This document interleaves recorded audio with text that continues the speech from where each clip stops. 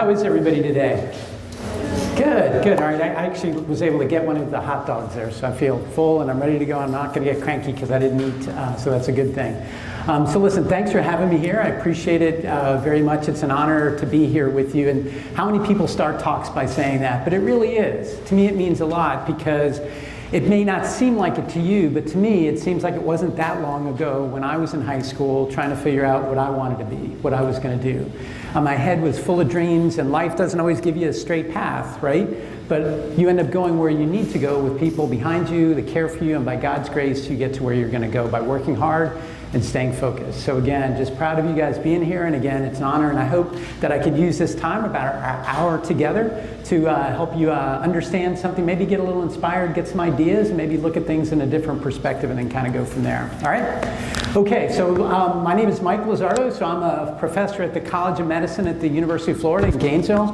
What does that mean, really? So what it means is that I actually teach people who've graduated from college already that got into medical school, and I teach them to be a doctor, what it takes. Now there's a whole bunch of people that do this. It's not just me, and there's a lot of different things that go on.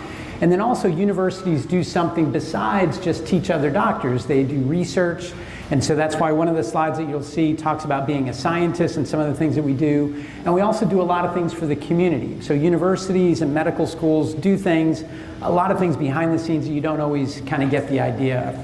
But also one of the things too that I want to talk to you about is that what they asked me to do when I did the talk was to talk a little bit about my story and kind of how I got to where I am, and then also from my family background, which I think is probably going to be a lot like many of you. So I'm going to go jump ahead.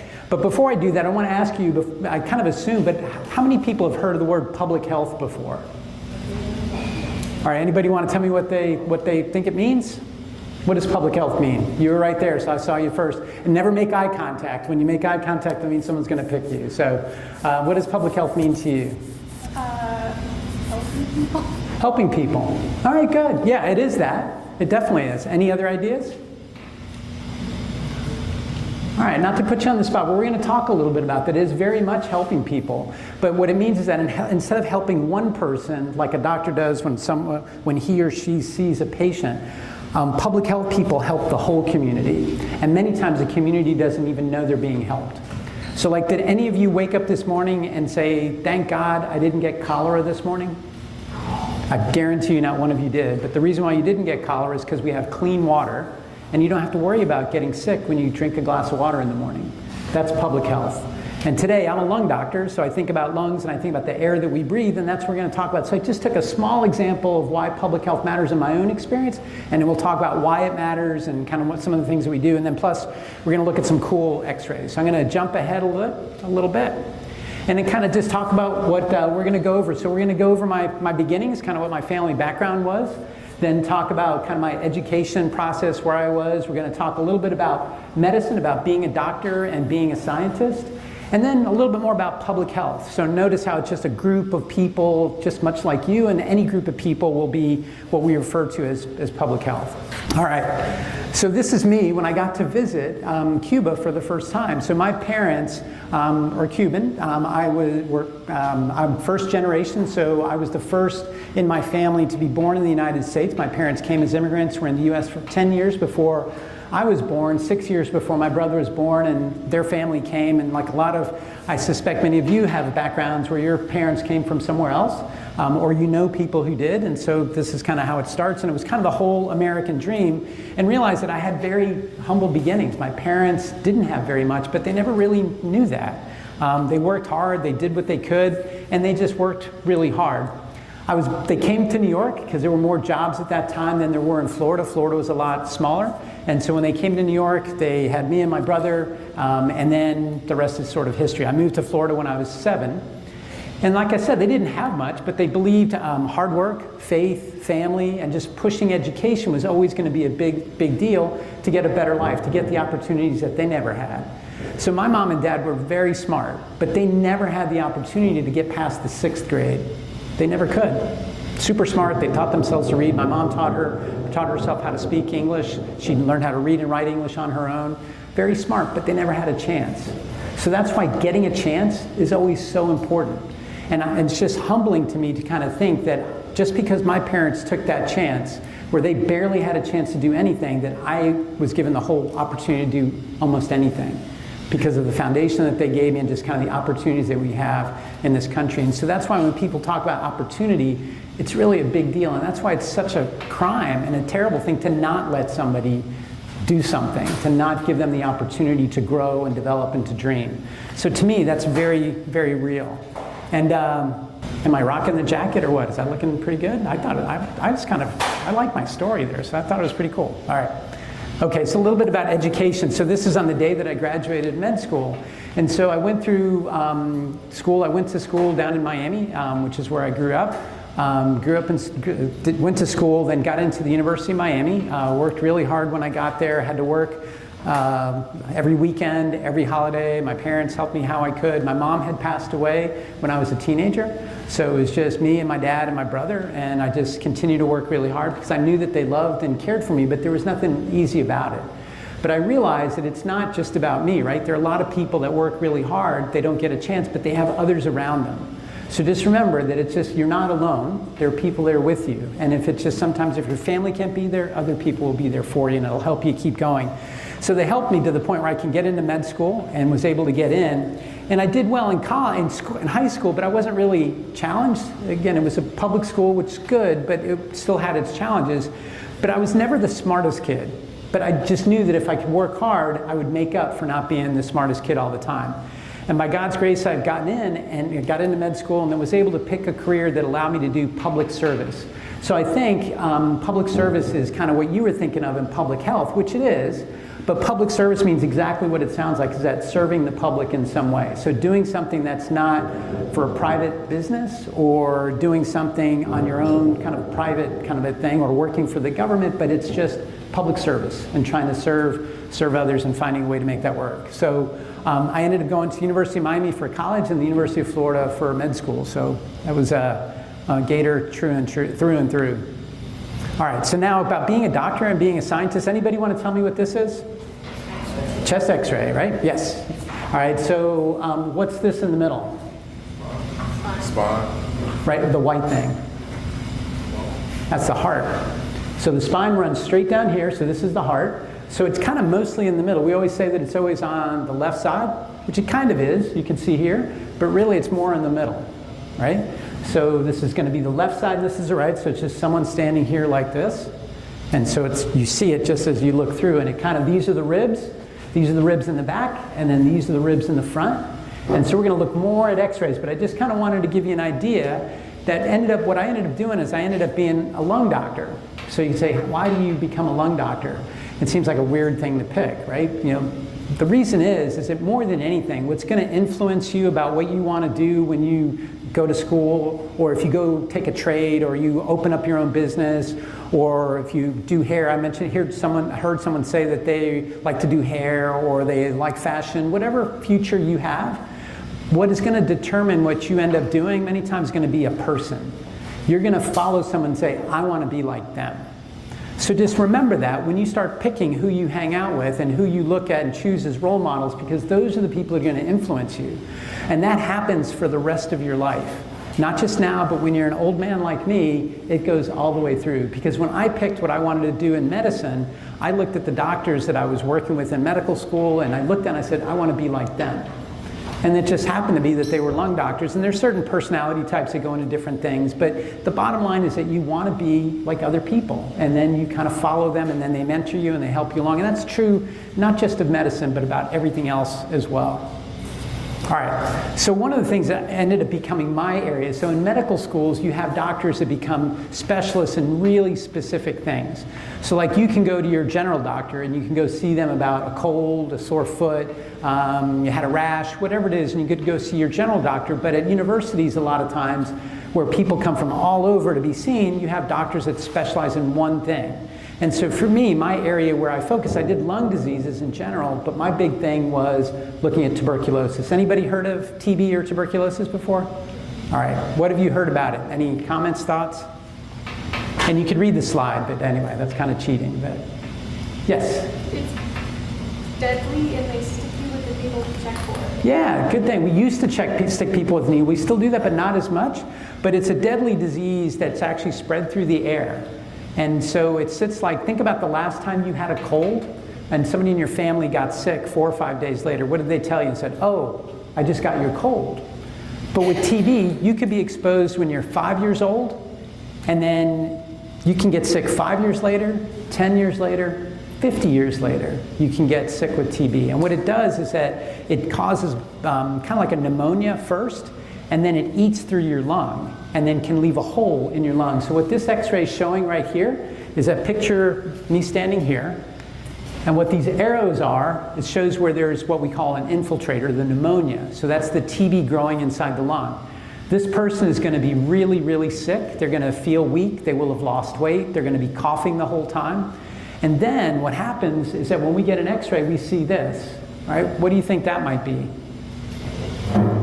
Any guesses? All right, it's a hole in the lung as big as my fist. Okay, and so what happens to you, you think, when you get a hole in your lung? You start to bleed.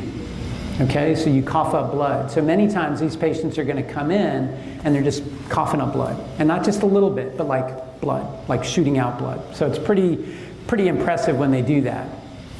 And it's been around a long time. So I'll get to this slide here in a minute, but TB has been around for a very long time. So when they've actually dug up mummies in Egypt, they've actually looked at the skeletons and they found TB in the bones of people who were pharaohs and kings from Egypt, 5,000 years later. So this germ has been around ever since people started living together, and it's an amazing germ. It's hard to treat, hard to kill. And so we've only had medicines for like the last 50, 70 years or something like that. But before, they used to do all sorts of crazy things. So what looks funny about this X-ray? Does it look like the other one? Looks very different, right? What do you think is different? Yes? The spine looks out of place. Yeah, it kind of is. It's very out of place. Why do you think it might be out of place? Yeah, it's kind of twisted, right? Yeah, so what they did, what are these white things? Holes, close. Look at the question. What the heck is he talking about? A golf ball? Yeah, that's the look. I saw the look, right? So what is he talking about? All right, so what they used to do long time ago is that they didn't have medicines for TB. And so, like, you ever hear the saying, when you have a hammer, everything's a nail? So when you're a surgeon, everything looks like something to cut on, right? So you have a knife, right? I got to cut on something. So they said, well, tuberculosis is in the lung. The lung is where the oxygen is. TB needs oxygen. Let's get rid of the lung. So what they would do is they'd go and cut in there. But in the body, you can't just take something out and not put something in its place. So they said, let me get these little balls. They're like ping pong balls. They look like golf balls. And they stuff them in the space and then close the guy back up. Because if you don't do that, they'll bleed, they'll leak air. It's kind of complicated. But this is actually a guy who showed up in the emergency room. He was and one of these balls came out of his mouth.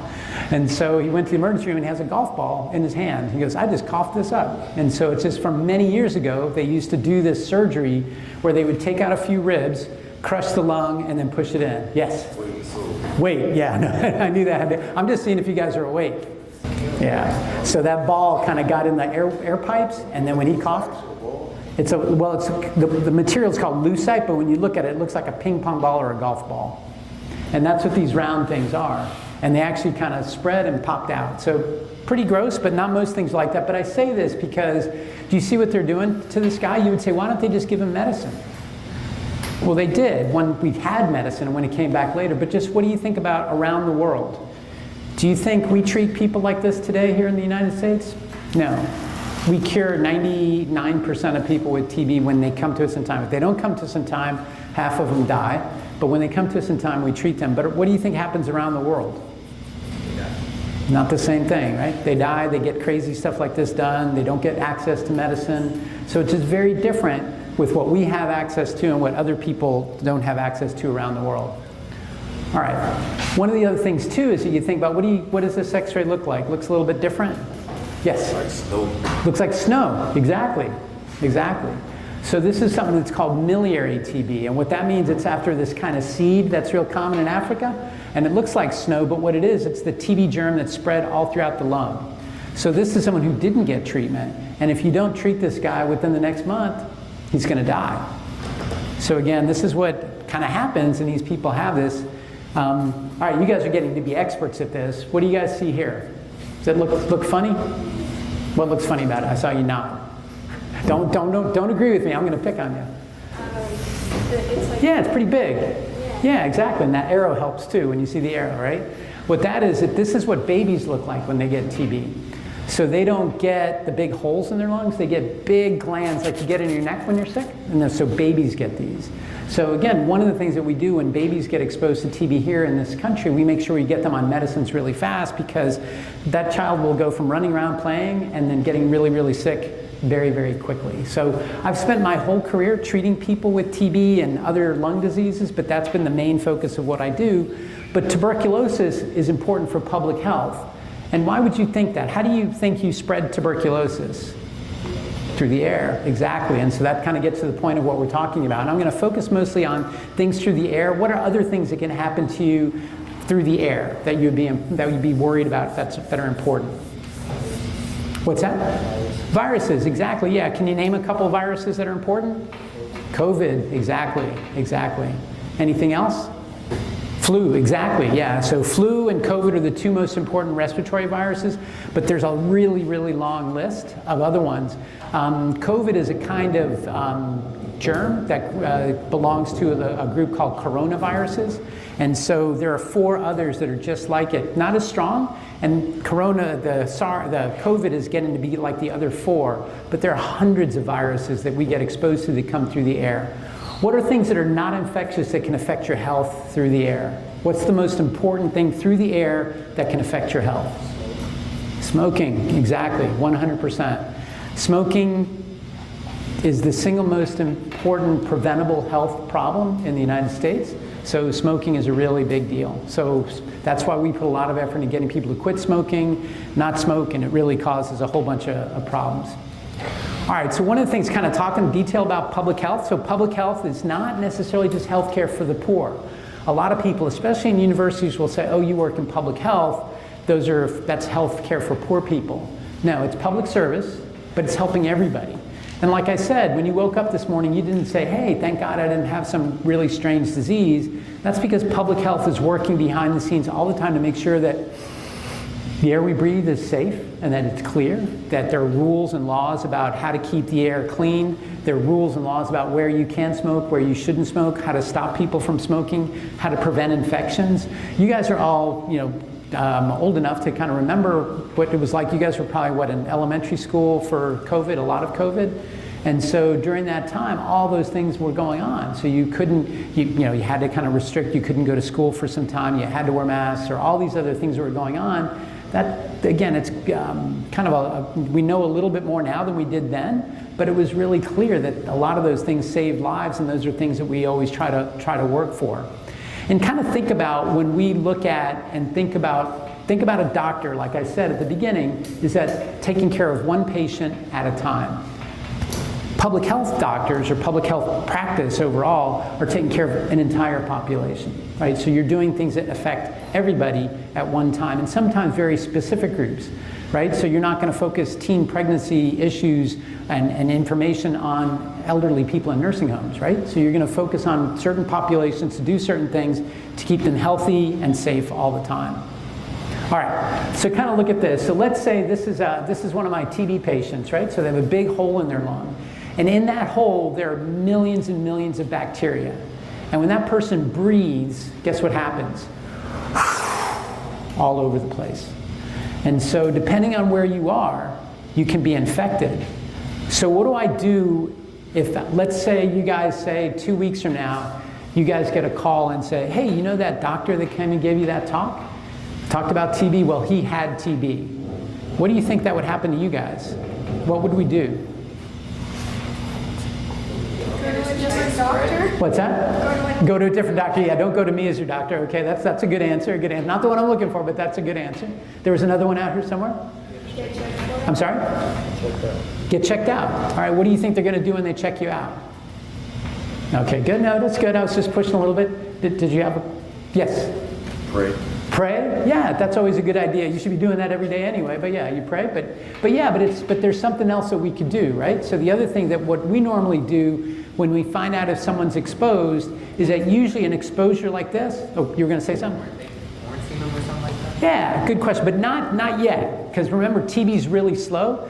If it was COVID, we used to quarantine and do that because that was really, really fast. But with TB, it's different. So in other words, we'd have time, and what we would think about, would you be the only people that were exposed to me? No, right? There'd be other people. And 1 hour talk this far away from you in a big room, that's not really that risky. But whoever I live with, whoever sits next to me at work, whoever I have lunch with every day, whoever sits in a car with me, those are closer.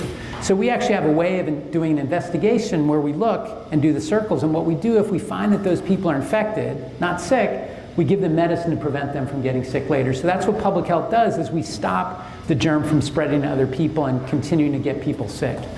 One of the things that's unique about TB, and I'll kind of tell you this now, is that TB is so important, is that it is the only disease which, if you don't take your medicines, I could put you in jail. Say what? I heard that 3 or 4 people said that. Yeah, it's that big of a deal. If you don't take your medicine for TB, it's such a threat to the public that there are laws that say you need to take medicine. And we very rarely, but sometimes we have to have people go to jail. Yes? So what if they don't take it and they get jail? They just sit in the jail. Yeah, eventually they'll take it. If it spreads all over the region? They'll be in an isolation room, so we won't let them spread it. And again, it's not that common, but what I'm using that as an example because it's an important point to remember is that these things are important to keep everybody's health. Because if we didn't do that, we'd have tuberculosis rates that are super, super high. And one of the things that we need to balance as public health doctors are people's civil rights. I don't want you to think, oh yeah, that's the doctor that puts people in jail. No, it's like there are rare times, and usually if someone won't take their medicine when a doctor tells them to, when they're sick, when they're told they could represent a threat to somebody else, if they're not taking their medicine, something's wrong. They need some help. And so we work with people, try to get them to do what they need to do, but my point is that public health is important, and there are laws to protect all of us to make sure that we do that, and we have a responsibility to balance that person's rights, which are the most important thing, but also we balance it with the city's rights, with the population's rights. So for example, if I had TB and I wasn't taking my medicines, and I came here and got all of you sick, would that be right? No, I should take my medicine and kind of keep everybody else safe. Yes? You want me to ask, do you have TB? You want me to ask me? Like, do you have it? I have not. Yeah, no, I've never had TB. Yes? As a doctor who specializes in TB, what measures do you take to keep yourself getting TB when your patients have it? It's a great question. So yes, if you didn't hear it, the question of what are the measures that I take to make sure I don't get TB, we're going to see that at the table here in a little bit about the things that we do to protect ourselves. But I've been exposed to thousands of people with TB over the years, but I've never got it because I take all the right precautions. Yep. All right. Okay, so we're going to do some show and tell. All right, we're going to go through some of these x-rays pretty quick. Okay, you're going to tell me what you see on the x-ray. What do you see on the chest x-ray? A piercing, right, exactly. You guys are like right on top of it. So nipple piercing on this one, but otherwise a normal x-ray. What do you see here? Let me tell you, the arrows are a tip.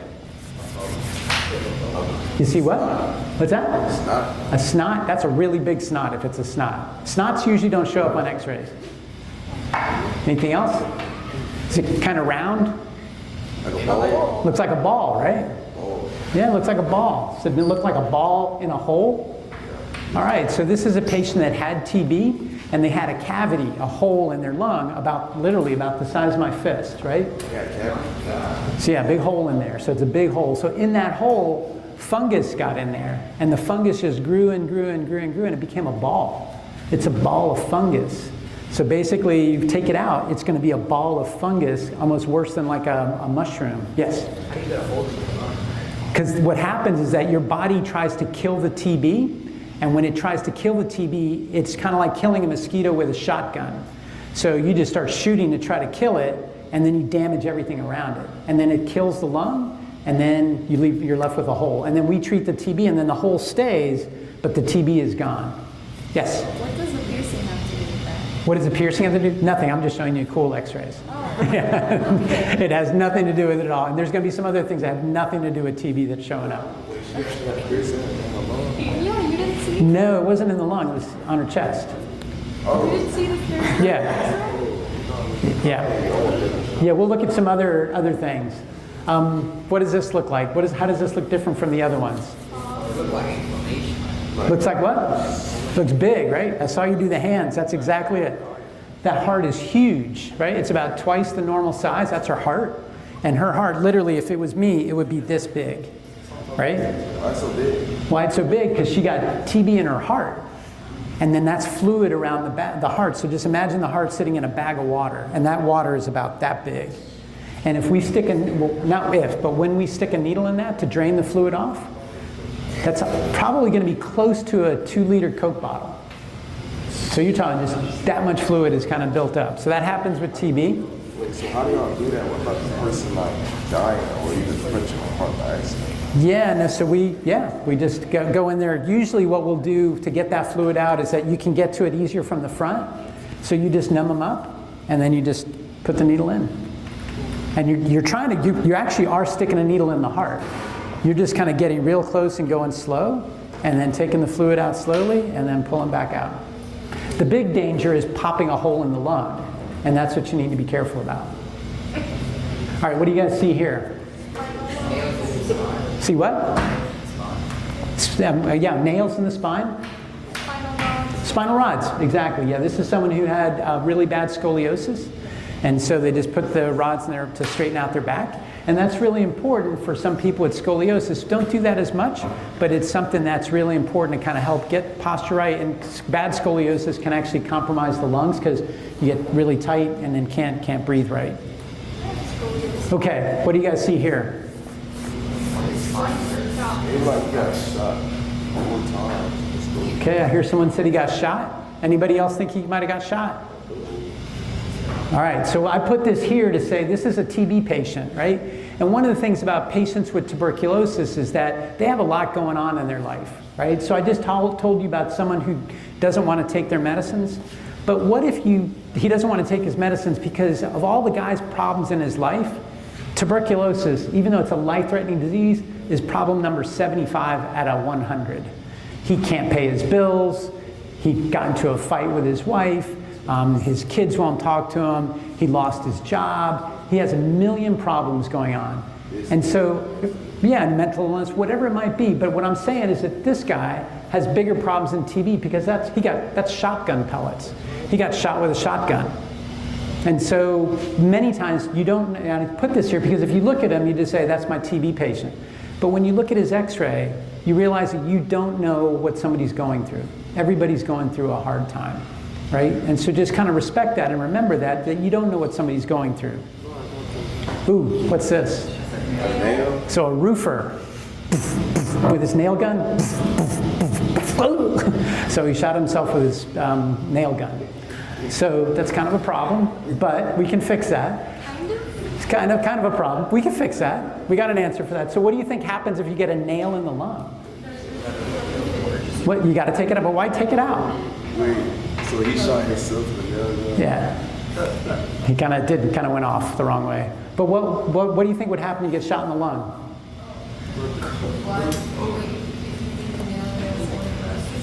Well, it won't what? No, rust doesn't matter. Yeah, but that's okay, good point. But why would we, what'll happen?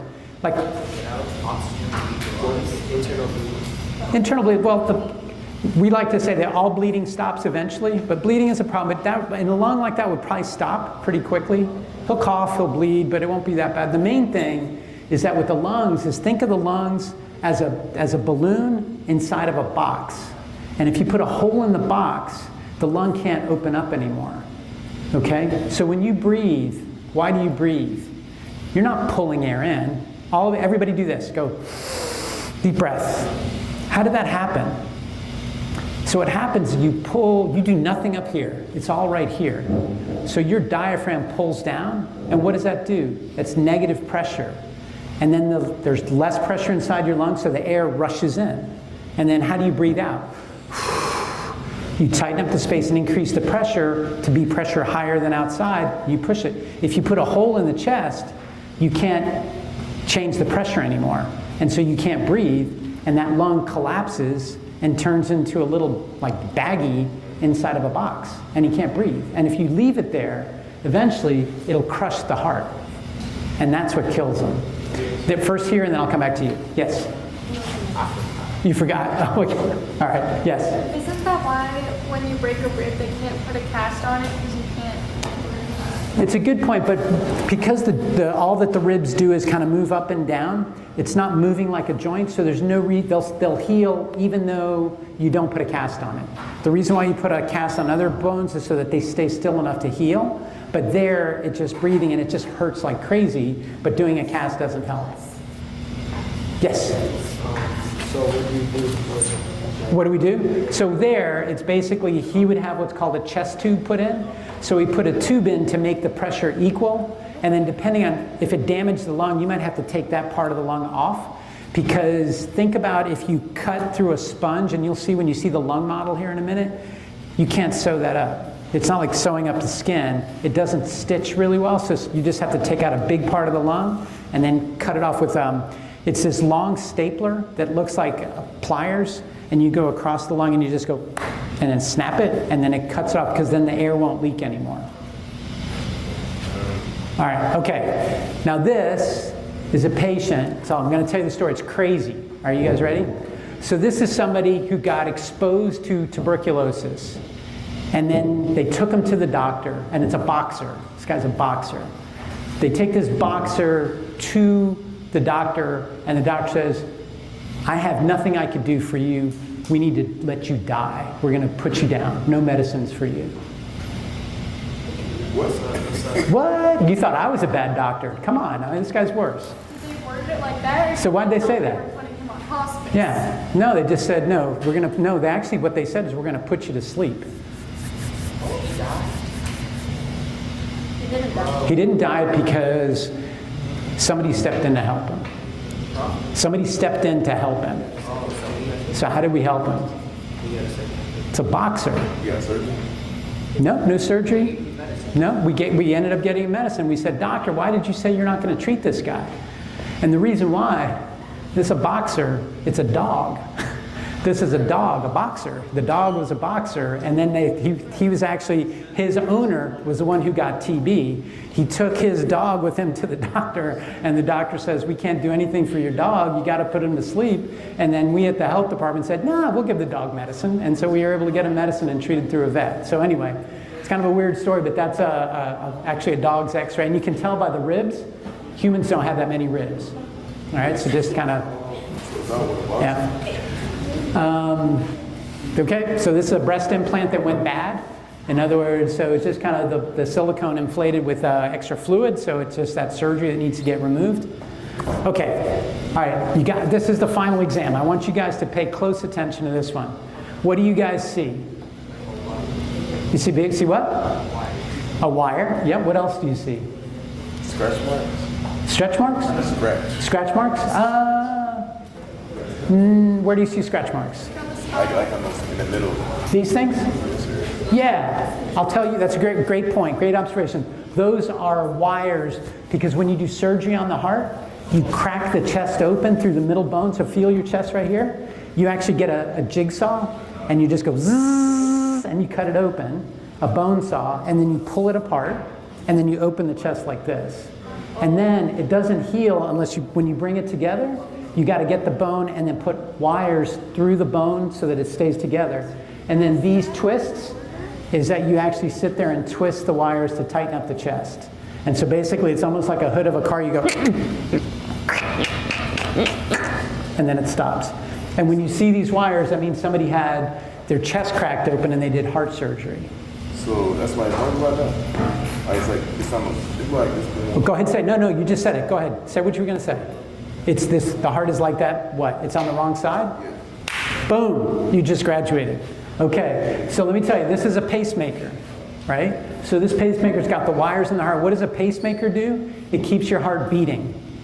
Okay, so some people have too fast a heart rate, blah, blah, blah, blah, blah, blah, blah, it goes like super fast. And then sometimes you need to slow it down. And other people, there's a damage to the heart where it just beats too slow and they're always tired, right? So that can happen too. But the pacemaker gives you a right beat. And they're so good now that if you start to run, the pacemaker figures it out and beats faster. But that's not the problem. You You win the prize. I didn't tell you, but you get a free car. Here you go. So here's the prize. The heart's on the wrong side. So this is it's a big heart, but the heart's on the wrong side. That's the right side, this is the left. I told you the heart's on the left. Does that happen a lot? No, but it happens in this disease called Cartagener syndrome. And when you see that, they have heart disease and they have other problems, and you know to look for them, but the heart's on the wrong side. And so that was kind of the big thing. A lot of these people have a bunch of issues, and many times they can't have kids. So it's a long story, but anyway, that's part of the story. Yeah, it's a stress on the body, and there's other things that happen. Usually when you have a syndrome, there's usually 4 or 5 different things that people have that don't seem related, but they're related to that syndrome. All right, so anybody want to guess what this is? Yes? Oh my goodness, how'd you get that? I watch a lot of stuff. Oh my gosh, that's exactly what it is. Anybody know what an iron lung is? It's for like in case you're breathing. Yeah, to help you breathe. We don't use these anymore, but what they were for, it's for a disease called polio. Anybody hear of polio before? Yeah? It was most of the people that was heavyweight. What's that? I've seen the most of the people that was like heavyweight. No, not necessarily. Polio was a disease from a long time ago. In fact, by the time I was a kid, it was already starting to get eradicated in the United States, but it used to be that in the summertime, every summer, kids just like you, people in high school, people in middle school, elementary school, they'd go swimming, they'd do this, and they'd come back, and then when you come back to school in August or September, 2 or 3 of you wouldn't be there. And then what happened to Freddie? Freddie got polio, he's still in the hospital. It's a disease that you would get from swimming and from other things that kind of eating contaminated food. It was a virus, it still is, but it's a virus that we learned to protect and eliminate through vaccines. And because of that, now people don't come back, and they come back paralyzed. So anybody know which president this is? FDR. Obama. Ooh, no, not going with Obama on that one. FDR. This is FDR. So this is FDR. So Franklin Delano Roosevelt was a president almost 100 years ago in the 1930s. And so he was famous because he had polio. And people told him he couldn't do anything, he couldn't accomplish anything because he was paralyzed. But he was probably one of the best presidents the United States has ever had. And he always came back and did things for others with polio. But again, we don't even remember polio now because vaccines, but around the world, polio still exists in some places. But as people do less vaccination, polio has a chance of coming back. So it's just kind of going back to a time that none of us want to be in. Okay, talking more about public health. This is George Washington. All right, so George Washington, why is he going to talk about public health? You could argue that we are not part of England today because of what he did. All right, what he did is that the American troops, the rebels were against, not the rebels, but the colonists were very much outnumbered by the British. And the British were probably going to win. But the British had to come to the United States where there were all these different viruses that they weren't used to, and they got a lot of smallpox. And George Washington said, I'm going to vaccinate my troops. He's the first sort of military exercise where troops got vaccinated against the disease. This was 250 years ago. And that kept the Americans with more people on the front lines than the British, who lost most of their troops to smallpox, not to the Americans. And that allowed the Battle of Yorktown and some of the other battles to go the way of the United States. Ooh, all right, so terrible picture, right? So this is smallpox. And this is a disease that's been eliminated. It's the only disease that's ever been completely eliminated from the world. How? By vaccines. So many of your, probably if you're born outside, if your family's from outside the United States, some of your parents may still have a scar on their shoulder, usually their left shoulder, but it could be on the right, but usually on the left. One of those is a TB vaccine. The other one is going to be smallpox. In the United States, they stopped vaccinating for smallpox before I was born, so probably about more than 70 years ago they stopped. But around the world, yeah. So around the world, they still vaccinated up until probably about 1990. They stopped vaccinating, and it was eliminated, I want to say, in 1981. And this is one of the last children who ended up having smallpox. It's a terrible thing that, as you can see, what it does to the skin, and actually kind of causes an incredible amount of damage. So she was from Bangladesh, and was one of the last to have that. But one of the things that this is a picture of something called, it's a famous public health painting called the cowpox. And in this shows how people were terrified of vaccines. And they started to say that, well, you're going to give me this vaccine and it's going to turn me into a cow. Because the word vaccine, how many of you speak Spanish? All right, the word for cow is what? Vaca. So what are the first three letters? Vaca, vaccine. So vaccinia, which is where the first vaccine, which was smallpox, that came from a cow that had a disease very similar. And someone named Edward Jenner, thinking public health-wise, noticed that anybody who milked a cow did not get smallpox. Why? Because when they were milking a cow, they got cowpox. And cowpox doesn't make humans sick. It makes cows sick, but it doesn't make humans sick. But it protects you against smallpox. So the light bulb went off and he said, I'm going to get that stuff off of that cow and give it to people to see what happens. And guess what? They didn't get smallpox. And so that's where the word vaccine came from vaca, so from cows. And then that's how it spread from there. And that whole idea of vaccination comes from the word vaca. And so it comes from cowpox, which was the original story. But I put this here because this was sort of the hysteria that said, this is going to turn us into cows. Like, how many of you heard that, like, the COVID vaccine puts a chip in your body or kind of does something crazy to you and does all these things? Right, so there was a lot of that stuff that was going on. It's like, this, it's not true, right? It's just, it's the vaccines can have problems. We need to be very careful. There has to be good science. We have to take good care of people. But the bottom line is that vaccines are good for you. And this is kind of shows that it's been a long time that we've been thinking about things that are really a problem. So anyway, the things that I've been able to do required a lot of hard work, but I want to say that it's been God's grace and people have cared for me to allow me to do a lot of the stuff. So it's really a privilege. I love serving other populations. In fact, my other job is that we have a foundation that helps children with cancer in Latin America, and that's just something that probably gives me more satisfaction than anything else I've ever done. And I think it's partly because the path to being happy professionally, whether you're a doctor, a nurse practitioner, I heard somebody say, doing somebody's hair, providing good clothing, whatever it is that you do, if you do it in service to others, that's probably your path to professional happiness more than anything else. So anyway, I want to thank you guys for your time. I got a bunch of references, and we're going to do some show and tell real quick in the back. And we got some interactive activities. I'll show you some medical equipment and some lung models that you can take a look at. So we'll break there, and so we'll kind of, I don't know, Deshira, how do you want to do this? Have them all come around the table and I just show them? Would that be good? Or you want to bring the table here? Or what do you think would be better? Yeah, we'll stay here. Yeah, I think the way they're set up, it might be better to do it here.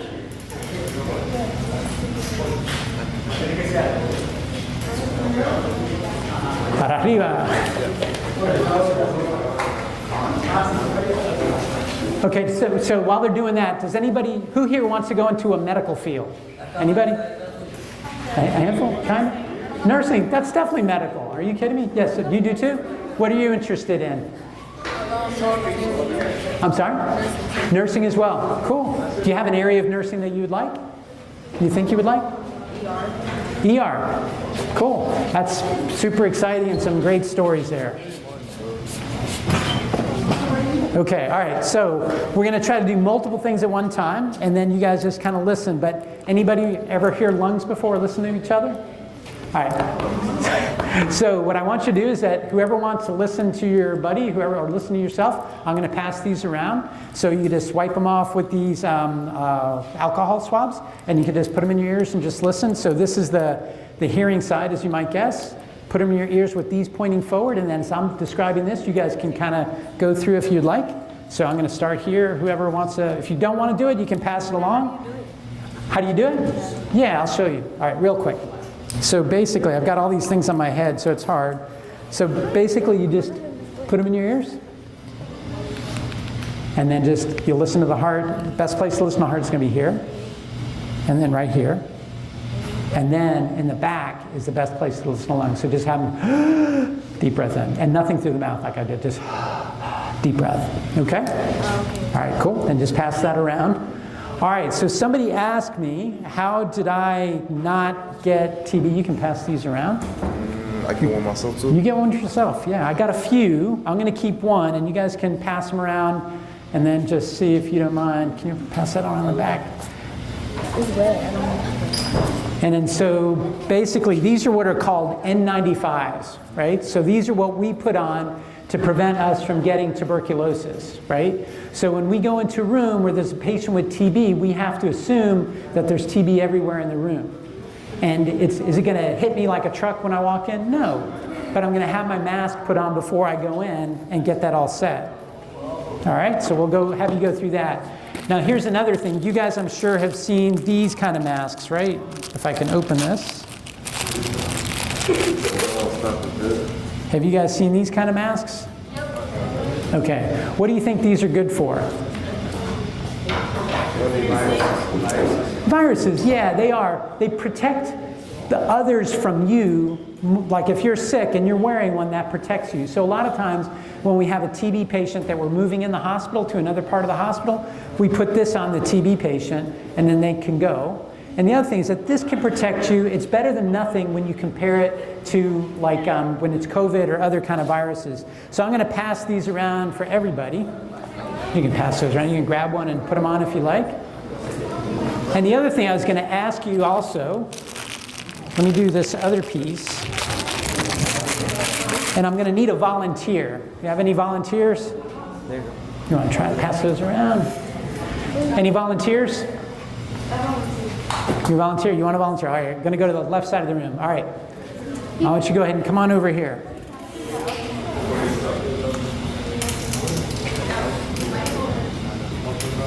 All right, come on up. Oh. Yeah, it's you. No, it's your live. Okay. We're going to put this on you. I want you to put it on. All right. Can I cover my face? No, I don't. Not yet. All right. So. Am I the sick one? No, you're not the sick one. You're the healthcare worker. You're going into the emergency room. There's a patient who is sick, and you're here to help them out. All right, so you ready? All right, so this will go over the top like this. I think I broke it. All right, and then, Oh, that camera, boy. then you got to put your hand in there. She looks like a banana. Oh, we're not done yet. All right, and you put that in there. All right, and then this goes over here, and then you got to you tie it up front. Okay. Then I want you to put this on. Oh, I gotta put that on? Yeah. Okay, you ready? All right, that goes here, and then I'm going to hold it. Hold the mask. Put your hand underneath and hold it. All right, I'll do it for you. Let go. Wait, hold this part. Yeah, there you go. Oh. All right, good. Okay, hold on. We're not done yet. Okay, you ready? Bro, why did I volunteer for this? I know. Look at that. Okay. Bro, that's pretty You good? Can you breathe? Yeah. All right, so let's stand in front of everybody here right there. Okay. All right, you're just going everywhere. All right, come here. I want to show everybody what you're doing. Okay, so what do you think this does? Protects you from coughs. Protects you from coughs. Not so much. Huh? When you're doing surgery, you could do it in surgery, but what are you trying to protect on you? What part of you? Body fluids from getting where? On your face. In my eyes. We don't care about the face. In my eyes. Nope. Eyes. Believe it or not, one of the most important places where you can get an infection and get sick is in your eyes. So like if you cough and someone coughs and they touch your eye or they shake your hand and then you put it in your eyes are a very important place to get infected. So if there's, like let's say there's a trauma. She goes into the emergency room and there's a guy who has HIV or hepatitis in the emergency room with a broken leg and he's bleeding, and she goes in, if that blood splashes in her face, it doesn't do anything on her face and probably won't do much on her mouth, but if it gets in her eyes, that could be dangerous. Okay, so that's why we wear those when there's blood flying around. You have to put that on. It does nothing about cough or in the air because the air just comes straight under here. Am I done? Saliva on your face. There is that. Now the N95 mask, that protects you from infected air, right? So you'll still be able to smell things, right? So smelling isn't the same as getting infected. But the N95 is the tightest filter that we can get, but sometimes we'll also have personal respirators that have a motor, and that's going to be the highest risk situations. Yes? What's the difference between an N95 and a K95? So a KN95 it actually was made urgently during COVID. It's not as good as an N95, not at the same standard, but it was cheaper. and was still a little bit higher risk. And so it was made, but it was not something that's preferred now, and we try to avoid using those. What does the gown do? Yes? So let's say somebody touched you, it won't be like, the touch won't be on your scan. Yeah, it's partly, it's two, you can take that off, yeah. So see what she's doing is that, so when we do procedures, we have to wear those for a couple of hours. And it's hard. So that's why I did it to you, so that you can kind of feel that. Thank you. All right, you're welcome. And then, all right, so we'll do that. I'll get you out of that. And then these, you just rip them off. You just tear it up, yeah. Once they're used, they're used. Oh, the thing is in there. Oh, there we go. All right, good. Well, thank you. A round of applause. Thank you. Anybody else want to try one on or no? I've got a few. All right. All right. Catch. Oh, here you go. Anybody else? You want to try one? Here you go. You work in the ER, you can wear these a lot. You get one too? Oh my gosh, yeah, here you go. My sister's a nurse. All right, I got a couple more. Here you go. Here you go. Anybody else? All right, good, good, good. Okay, yeah, so that's kind of what that does. The other thing too, let's talk about the lungs. Okay, I want you guys to pass these around. Okay, this is not a football. I heard you say you play football, but how does that feel compared to a football? Still looks like It's like a little slimy. It's slimy, right? And is it heavier than a football? A lot heavier, right? It's about 4 footballs weight, right? Okay. All right, so anybody want to guess what's going on here? That's the heart when you start smoking. That's the lungs, actually. This is the other lung. When you smoke, you get these round things that you'll feel. I'll pass this around. These are called blebs, and that's emphysema. What happens with emphysema is that the lungs would actually be much bigger than this. They actually get bigger, and they get less, they don't work as well because they get these big holes that start to grow over time, and then they're big bubbles, and they don't work well as lungs. And so that's part of what emphysema does. You want to pass these around? Yeah, ready? It's heavy. Oh my God. Yeah. All right. So anyway, so the lungs weigh a lot. Anybody want to guess why they weigh so much? And if you can just pass those around so everybody can see them. Anybody want to guess why they weigh so much? What are they filled with? No. What's that? Because you're big. I didn't get large. You're a big man. Yeah, you can just go down. They kind of fit everybody, but here you go. Yes, try it on. Oh, we got you backwards. That's why. Hold on. Yeah. So are the lungs filled with air or what? They have a lot of air in them, but it's filled with blood, right? So the lungs are filled with blood. Why would the lungs have so much blood? That's a cancer. That's kind of like a picture of a cancer. Yeah. All right, and so the reason why they're filled with blood is because the oxygen has to go to the blood, right? So you breathe in the air, then the air lets the oxygen get into the blood, and you kind of go from there. All right, so that's why they're so heavy, and those are real life weights, right? Where's the pink one? The pink lungs?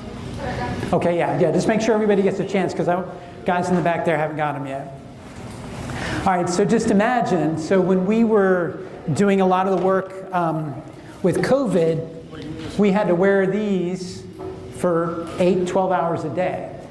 And so you'd come back and have marks all over your face just wearing these for all that time. So it took a lot of time and effort. These are a little bit different. So these are going to be different. This is not, these are going to be operating room. So these are going to be in the OR. So that's going to be more like in the ER and for doing procedures. This is going to be for actual, in the operating room. Normally these are sterile. They come in a bag. And when you get dressed in the operating room, you really don't do it alone. You've got someone, the circulating nurse will come and help you. And there's a whole procedure in kind of how you do that. But I want you to tell me, how is this one different from that, besides the blue color? What's the difference? Right here. Yeah, the cuffs. Why is that important? Not that anything gets in, but nothing from me gets on them. So what you do is that when you go in to scrub in into a case, you go into the operating room, you come in from the dirty area, which is just the general public and where you walked in from, and then you walk into the sterile area. When you walk in, you can't touch anything. You go up to the sink, and there's a kick bar. So you kick it, or you step on the pedal, but you don't use your hands. You hit it here, and then the soap comes out automatically in the water, and then there's a sponge that's made with iodine. So then you go 10 times, 4 sides of each finger, all the way through, and you just sit there, you do all the scrubbing, and then you wash everything off. You don't wash down, your hands have to be up to wash everything back this way. Then you gown up, then the gloves go over the cuffs. And usually you do 2 gloves, because if one glove gets cut, you can take that off and you're still protected underneath and you don't have to scrub out of the case. If you get a cut all the way through, you have to get out. Okay, so there's a lot of things that we do sterile. And the other thing that they do too is that if you ever notice, when you go into an emergency room or operating room, the floor is built in a certain way. So the floor, there are no square angles. It slopes up. That's so that we can wash it better, and if there's blood or water or whatever it is, you can just rinse the whole thing and then just dry it up, and there's no cracks anywhere. Okay? So again, the sterile thing is really a big deal, but everything from what blows in the air, the water that flows, germs get in everywhere. So we do everything we can to protect folks. Yes? Do you do the surgery?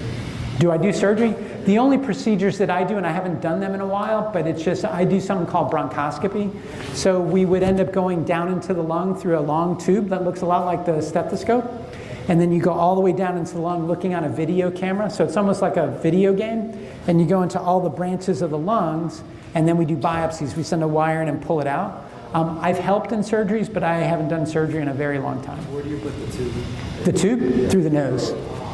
So they're laying down and they're awake. They're wide awake. Yeah, and so we numb them up. We give them a little bit of happy juice, and so they're just kind of there, but they're awake. And then we just put the tube in and we go all the way down, and then we talk to them the whole time they need to talk. They feel it, yeah. They feel everything. I mean, they feel pressure. It's not pain. If it hurts, that's a problem. But we don't go through the mouth. The mouth is a lot harder. Through the nose, it's fine. They can talk to you. They'll just kind of sit there, be pretty chill. So it's good. And then also we'll do biopsies through the wall of the chest. So there's other stuff that we do. Yes? I can use the balloon as a shield. What's that? I can use a shield. You can use a shield. You can put the shield on. I've got it. Might open it up a little bit. Yes? You can get a mask. Here you go. You can keep it. You can keep it. What? I got a team here. I know. I know. We have a team all ready to go. All right. Good. Yes. Any other questions? All right, well, good. Well, I think, again, I thank you for the opportunity. I hope this was helpful. I had a lot of fun here with you guys today. What I said and what I shared doesn't have to do just with being a doctor or being in healthcare. I think the things are really true for a lot of things. Just dream big, work hard, know that you don't have to do it alone. There are other people that are going to help you along the way, and encourage one another, right? Just be a source of that support for other people as well. And by God's grace, you're going to be where you need to be. All right, so anyway, thank you guys very much. I appreciate it. Thank you.